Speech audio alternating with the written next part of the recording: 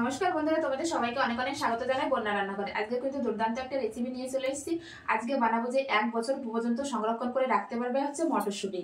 তো এখন তো শীতকালে শুধু মটরশুঁটি পাওয়া যায়, গরমের দিকে তত পাওয়া যায় না মটরশুঁটি। তো এই মটরশুঁটিটা কিন্তু 1 বছর কিভাবে সংরক্ষণ করবে সেই পদ্ধতিটা আজকে তোমাদের দেখিয়ে দেবো। তো তার জন্য দেখো আমি এখানে 1 প্লেট মটরশুঁটি নিয়ে নিয়েছি।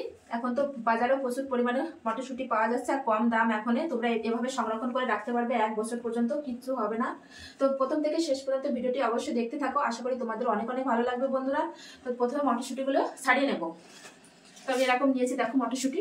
এই যে প্রথমে মটরশুঁটিগুলো ছাড়িয়ে নেবো, যে এভাবে দানাগুলো নেব আর এই খোসাটা কিন্তু ফেলে দেবো। এই যে শুধু দানাটা নেব। তো একইভাবে কিন্তু সব মটরশুঁটিগুলো ছাড়িয়ে নেব। প্রথম থেকে শেষ পর্যন্ত ভিডিওটি দেখবে, আশা করি তোমাদের অনেক অনেক ভালো লাগবে বন্ধুরা। আর এই পদ্ধতিতে এই ভিডিওটা দেখার পরে বাড়িতে তোমরাও কিন্তু এইভাবে সংরক্ষণ করে রাখতে পারবে 1 বছর পর্যন্ত, কিচ্ছু হবে না। যখন মন চাইবে তখনই কিন্তু বের করে রান্না করে খেতে পারবে। এটা কত সুন্দর দেখতে দেখতে অনেকগুলোই কিন্তু ছাড়ানো হয়ে গেছে মটরশুঁটি, আর এগুলো ছাড়ালে কিন্তু হয়ে যায়। সব মটরশুঁটি প্রায় ছাড়ানো শেষ। এই যে আর অনেকটা মটরশুঁটি হয়েছে, এই দেখো, এই যে অনেকটা হয়েছে। আর এই খোসাগুলো কিন্তু ফেলে দেবো। এবার বসিয়ে দিয়েছি কড়াইতে জল, অনেকটা পরিমাণ জল দিয়ে দিয়েছি। এবার জলের ভিতর দিয়ে দেবো 2 চামচ চিনি। চিনিটা দিলে কিন্তু কালারটা যেরকম সেরকমই থাকবে। আর দিয়ে দেবো সামান্য পরিমাণ লবণ। এটা কিন্তু জলের সঙ্গে খুব ভালো করে গুলিয়ে নিতে হবে। আর জলটা কিন্তু একদম টকবক করে ফুটানো যাবে না, হালকা জাস্ট গরম হবে। আর একটু ধোয়া হচ্ছে। তো দেখো জলটা কিন্তু গরম হয়ে গেছে, ঠিক এরকমই গরম হবে। এর থেকে কিন্তু টকবক করে ফোটানো যাবে না। আর গ্যাসের ফ্লেমটা কিন্তু একদম লোতে রাখতে হবে। তো এখন আমি মটরশুঁটিগুলো দিয়ে দেবো জলের ভিতর। এই যে মটরশুঁটিগুলো ছাড়িয়ে রেখেছি, এই মটরশুঁটিগুলো দিয়ে দেবো জলের ভিতর। তো এখন কিন্তু সব মটরশুঁটিগুলো দেখো নিচে ডুবে গেছে, একটু পরে কিন্তু সব আস্তে আস্তে ভেসে উঠবে। তো দেখো এখন মটরশুঁটিগুলো কিন্তু উপরে ভেসে উঠছে। এই যে বেশিক্ষণ কিন্তু রাখা যাবে না, 2 মিনিট পর্যন্ত এভাবে রাখবো আমি। আর সব মটরশুঁটিগুলো উপরে ভেসে উঠলে তারপরে তুলে নেব। তো দেখো এক এক করে কিন্তু সব মটরশুঁটিগুলো উপরে ভেসে উঠছে। তো দেখো সব মটরশুঁটিগুলো কিন্তু উপরে ভেসে উঠছে। আর গ্যাসের ফ্লেমটা কিন্তু একটু লোতে রাখতে হবে, বেশিক্ষণ রাখা যাবে না কিন্তু, তাহলে কিন্তু মটরশুঁটিগুলো সেদ্ধ হয়ে যাবে। ঠিক এই অবস্থায় কিন্তু আমি নামিয়ে নেবো জল থেকে এরকম করে। আর দেখো কালারটা কিন্তু সেরকমই আছে, যেরকম চিনি দেওয়ার ফলে কিন্তু কালারটা চেঞ্জ হয়নি। এভাবে জল থেকে কিন্তু আমি তুলে ফেলবো। তো সবগুলো জল থেকে এরকম তুলে নেব।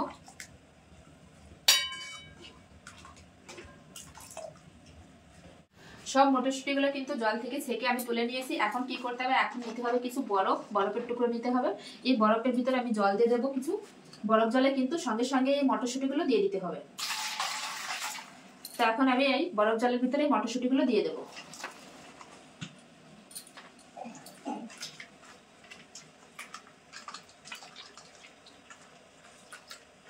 এভাবে কিন্তু বেশিক্ষণ রাখা যাবে না, 2 থেকে 3 মিনিট এভাবে রেখে দেবো। তো বরফ গলে গেছে। দেখো মটরশুঁটিগুলো কিন্তু দিয়ে বেশিক্ষণ রাখা যাবে না, এখন কিন্তু আমি ছেঁকে তুলে নেব।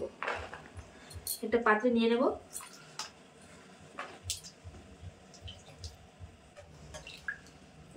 জল থেকে সব মটরগুলো তুলে নেব। জল থেকে ছেঁকে কিন্তু সব মটরগুলো আমি তুলে নিয়েছি। এই যে দেখো কত সুন্দর কালার আছে, কালারটা কিন্তু চেঞ্জ হয়নি। তো এবার দিয়ে দেবো, এখানে নিয়ে নিয়েছি কিন্তু আমি একটা সুতির কাপড়। এই যে তো এই সুতির কাপড়ের উপর সব মটরগুলো ঢেলে দেবো, দিয়ে একটু নেড়ে নেব, চারিদিকে ছড়িয়ে দেবো।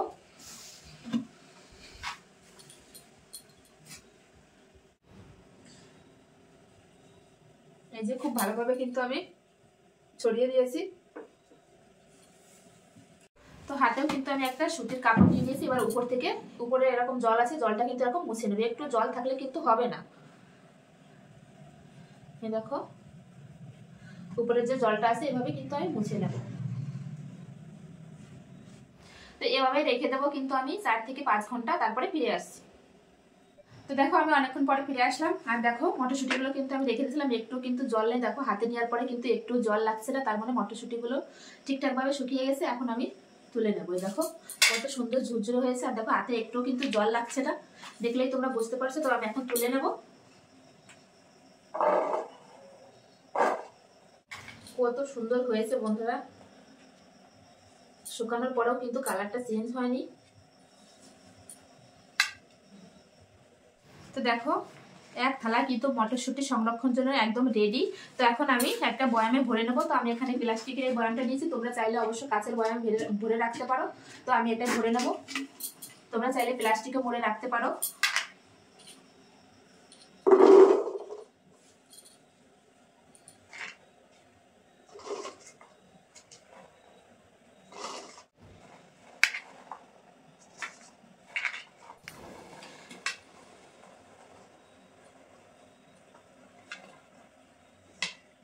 তো দেখো প্রায় এক বয়াম হয়ে গেছে আমার মটরশুঁটি। এটা রেখে দিলে কিন্তু আমার অনেক দিন চলে যাবে বন্ধুরা।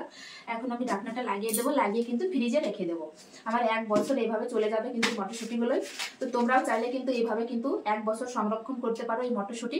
তো আজকের এই ভিডিওটি কেমন লাগলো, সারা বছরের জন্য মটরশুঁটি সংরক্ষণ কেমন লাগলো অবশ্যই কমেন্টে জানাবে বন্ধুরা। ভালো লাগলে অবশ্যই লাইক কমেন্ট শেয়ার করবে, আর ভিডিওটা দেখার পরে অবশ্যই বাড়িতে একবার ট্রাই করবে। কিন্তু বন্ধুরা এরকম নিত্য নতুন ভিডিও দেখার জন্য অবশ্যই বন্যা রান্নাঘর চ্যানেলটি সাবস্ক্রাইব করবে। আর যে সকল বন্ধুরা সাবস্ক্রাইব করেছো তাদের অসংখ্য অসংখ্য ধন্যবাদ। আর যে সকল বন্ধুরা এখনো পর্যন্ত চ্যানেলটি সাবস্ক্রাইব করেন, তো প্লিজ বন্ধুরা চ্যানেলটি সাবস্ক্রাইব করে আমার পাশে থেকো এরকম নিত্য নতুন ভিডিও দেখার জন্য। তো চলো বাই, সবাই ভালো থেকো, সুস্থ থেকো, সাবধানে থেকো।